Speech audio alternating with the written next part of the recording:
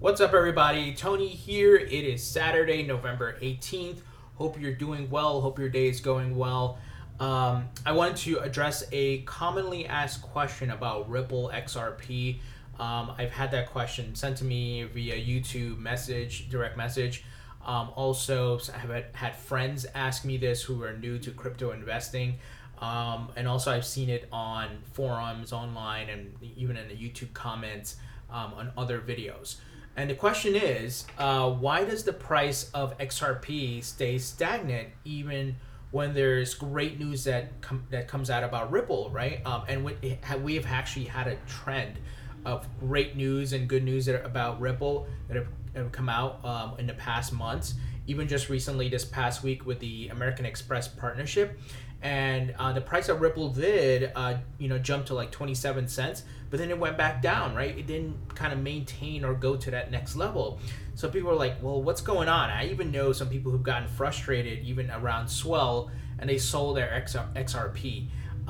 And also I want to talk about when I think the price of XRP will increase. So we have to do a bit of digging here and understanding the mission and goal of Ripple and what they are trying to achieve. And I'm going to reiterate some of the things I've mentioned in other videos, and that Ripple, once again, is for the long-term hold. It's not going to jump and spike and hold certain prices like Bitcoin or Ethereum or whatever it is, because they actually need stability to work with the banks. And let's go into that. So Ripple right now, as you guys may know, they are partnered with over 100 plus financial institutions, banks that they're working with. And they're currently in the testing phase. They have these banks on board, but they have to go through that phase of those folks using the technology in XRP, and for them to kind of vet it themselves, the banks, that is, that this technology works, it saves them money and time in transferring funds. And just recently, SBI Holdings, also known as SBI Group, a Japanese bank, said that using XRP reduced their cost by 60%. So we already have one major bank, even though it's not a U.S. bank, it's in Japan. It's pretty big in Japan. They've said it saved them as far fees, remittance fees, and reduced their cost by 60%. So great news. But that alone is not going to move the needle, because Ripple is trying to work with banks globally. So, okay, work for Japan.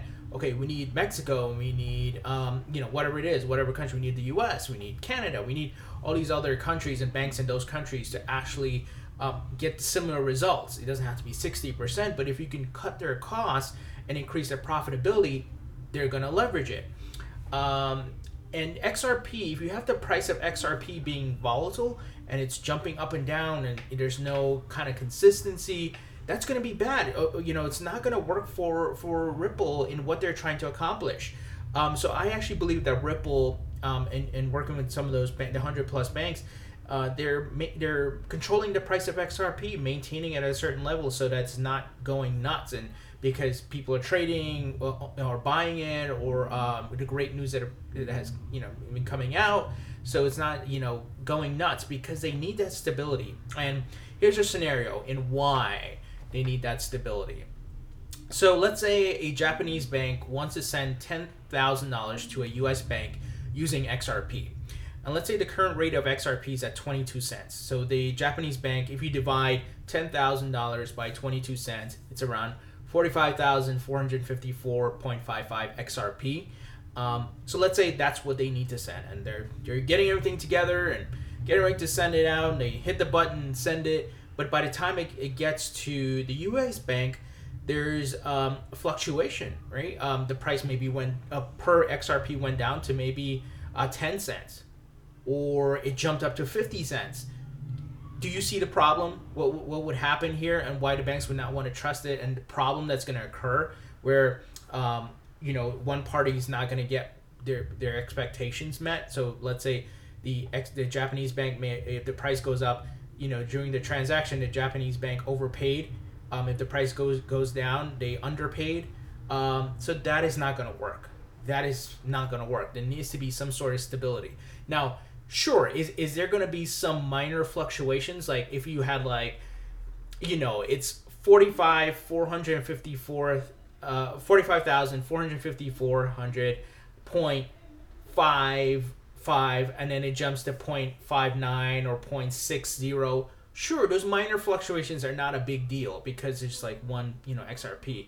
And I don't even think it will be that great. But if they can have even keeping it within that range where it is minor fluctuations and nothing where you'll be off by excuse me, let's say 100 XRP or something like that, then that's fine. And that's, I think the banks would live with that because overall it's reducing their costs. But if you have these major major volatility and the price is jumping up and down, and you don't know what could happen, kind of like Bitcoin, right? Up and down, skyrocketing and tanks. That's not going to work for the banks. They want stability, and Ripple needs it to be stable. So I think they're using it to kind of during this testing phase and prove to the bank that this technology works, and they should use XRP. So that's my scenario where you guys, hopefully you can understand and see the problem. If banks are transferring money between each other globally and the value of XRP is jumping up and down, that's not going to work. So as far as when the price I think would increase, I think once the majority of the testing is done, let's say these 100 banks, all of them come back and say, well, we had a great experience using XRP, it reduced our costs. Maybe it's, the cost percentage is, as far as reduction, is different for everyone, but overall there's a consensus that it works and that it saves costs. I think then you'll start to see Ripple, and just once again, my thoughts that they are holding the value at a certain level, will start to let the individual XRP value to increase. And also by doing that, they naturally need to increase the value because it would reduce the volume of XRP that's needed per transaction. So here's an example. What do I mean by that? So banks, obviously, they don't transfer chump change. They're not transferring $100, $10,000, sure, but they're transferring hundreds of thousands, millions of dollars. And if we go back to that calculation I did before, where $10,000 divided by the individual value of XRP, of one XRP, what that equates to, well, if they're transferring millions of dollars, obviously the volume of XRP that they're going to use per transaction is going to go up. And we're talking about globally. We're talking about a lot of banks, right?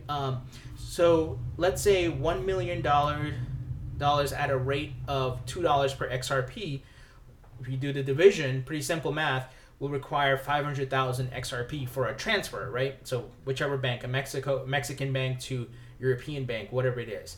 But if the value of XRP was higher at $100, and you divide the $1 million by $100, it requires 10,000 XRP to transfer. So right away, a reduction, and much easier to maintain from a volume perspective, and even for bookkeeping to a sense, right? The higher the value of XRP, the simpler it is for a transfer. And obviously you can it doesn't have to be a flat 10,000. It could be 10,000 point, once again, 55, 65, whatever it is, right? So the division and all that will work itself out, just as you do with Bitcoin, 0.013 Bitcoin, that type of thing. And note, something important to know, if you don't know already, is that every XRP transaction, there's some XRP that's destroyed. It's not a lot. It's like 0.0001 or something like that. But over time, that's going to add up.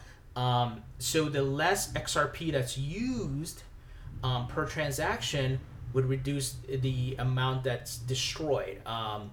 And also, even though there's 100 billion XRP out there, if you put it into context globally, right? Globally, with banks sending money between each other, and we're talking about a lot of banks, thousands of banks, right?